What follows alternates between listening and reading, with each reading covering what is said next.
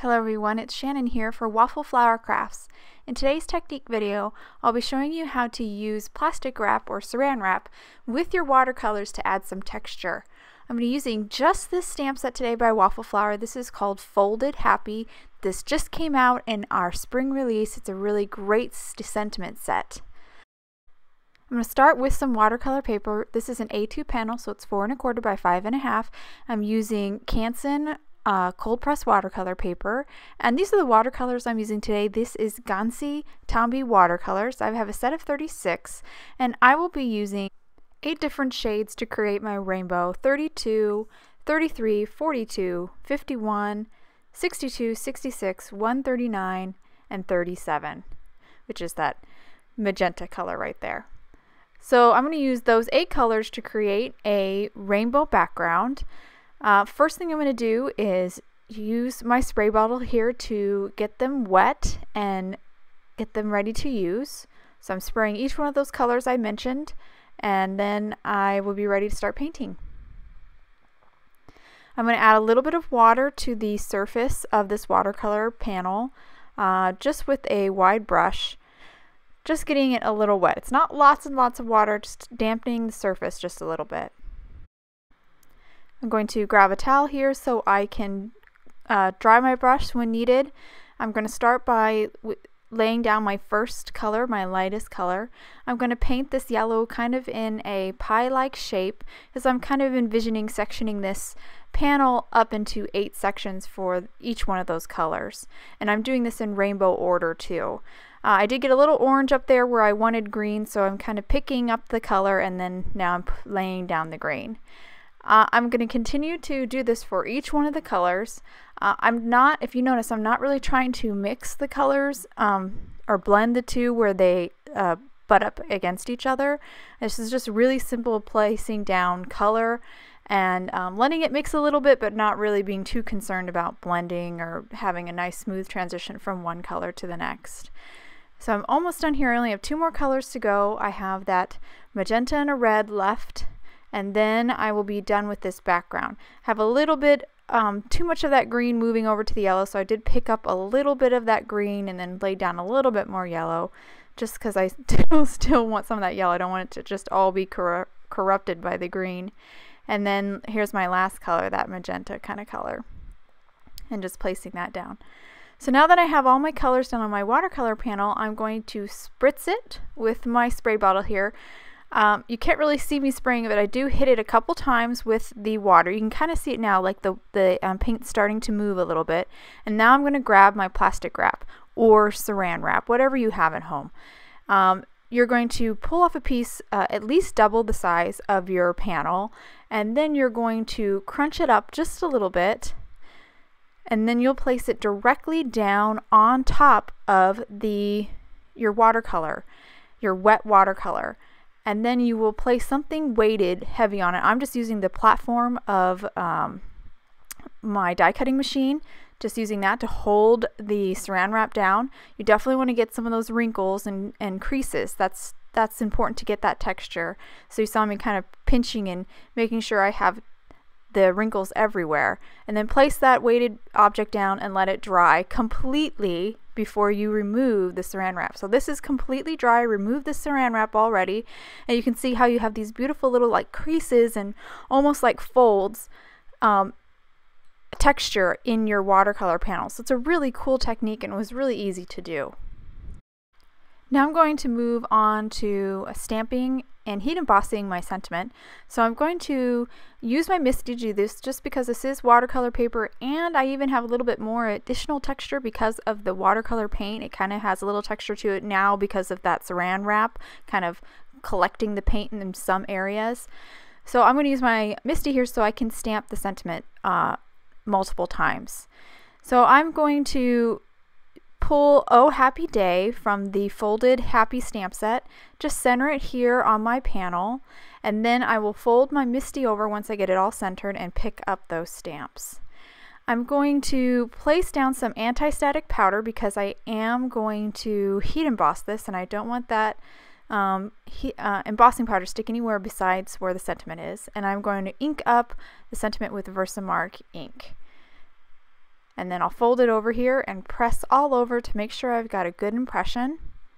And then I'll open this up, and then I will again, I'm going to stamp this one more time just to make sure that I get a good clean impression, because I do have some texture, because this is watercolor paper. There's more texture on that than your regular cardstock, and we have additional texture because of the paint. And then press that over. And now that I've stamped this twice, I'm going to move on to my embossing powder. So I have some white embossing powder here. I'm just pouring it over all the letters that I stamped, and then just tapping off the excess. And then I will heat set the embossing powder, and then I'm pretty much ready for the next step. Though you can read the letters here, or the sentiment here, I'm going to improve that with a couple more tricks coming up. So I've got my watercolors that I used earlier, a number 1 brush here, and the pan that came with the watercolors. I'm spraying some clean water just into the pan. I don't need very much, so I'm just spraying some water in there. And then I'm going to grab a little bit of every one of those colors that I used to create that background. I'm going to start with the yellow, and I'm going to paint the letters, or I should say the negative space in between the outlines of the letters, a little bit darker with whatever shade that is behind that letter, to make it a little bit bolder, or a little bit darker, so you can see it and it separates. It pops out from the background. So right now I'm painting the green, and you can see I'm painting a little bit darker than the green background. And now I'm moving on to painting a little bit of the green on that H, because I'm trying to match the color. So whatever is stamped, whatever is watercolored behind that stamped letter, I bring that same color into the in between the outlines of the letter. And this just boldens it and makes it a little bit darker. It's hard to see on that O because it's a yellow. You can't really make that too much darker, too much bolder, but you can see really how on the H and the two H's, I should say, and the A here, how the letters are starting to pop and separate from the background a little bit more. I'm going to play some music here and let you guys watch this process, and I'll meet you when I'm just about done.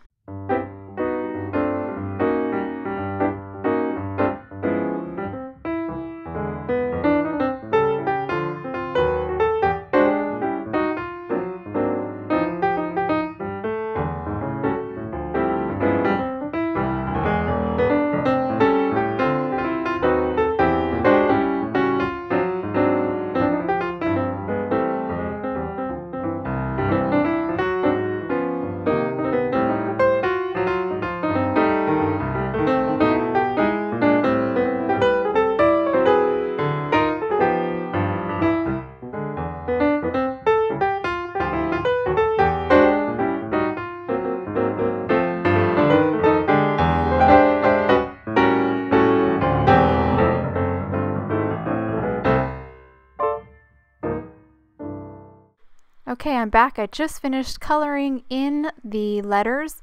Now I'm going to move on to my second trick to really make this sentiment pop from the background.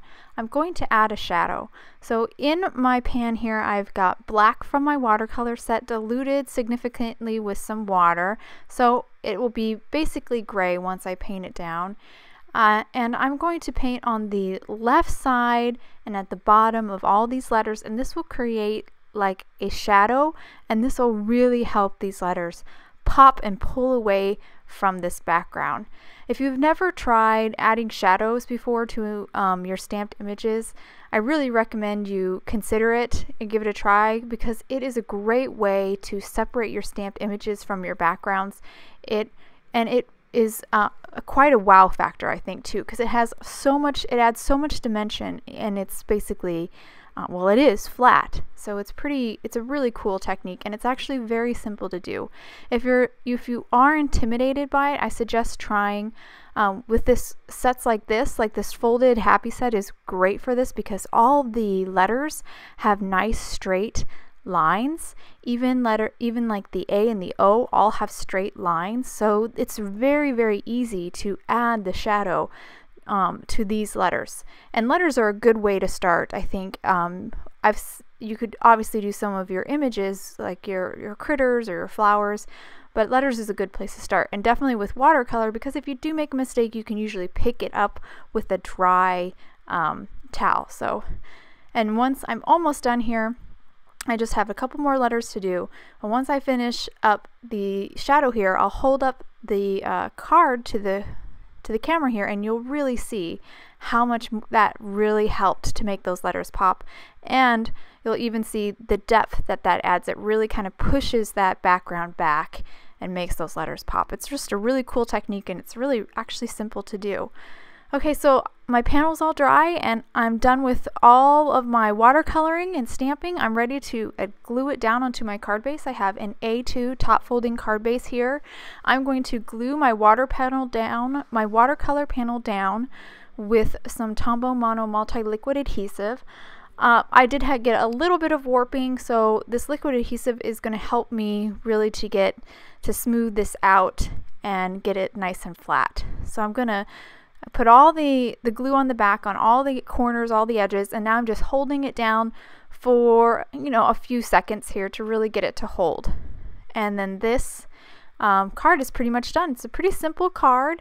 I think this is a great technique, especially with this folded happy. All those folds from this saran wrap or plastic wrap texture really pairs nicely, I think, with that folded happy stamp set. And this would be a great card. It's always hard to make masculine birthday cards, and I think this would be a great masculine birthday card. And here's a second card that I made with the birthday sentiment part or stamp in that folded happy stamp set. So I hope you guys enjoyed my card today, or my cards today. If you have any questions on the products I use, please visit waffleflower.com, and you can follow us on YouTube, Instagram, and Facebook for more creative ideas. Thanks for watching, and have a wonderful day.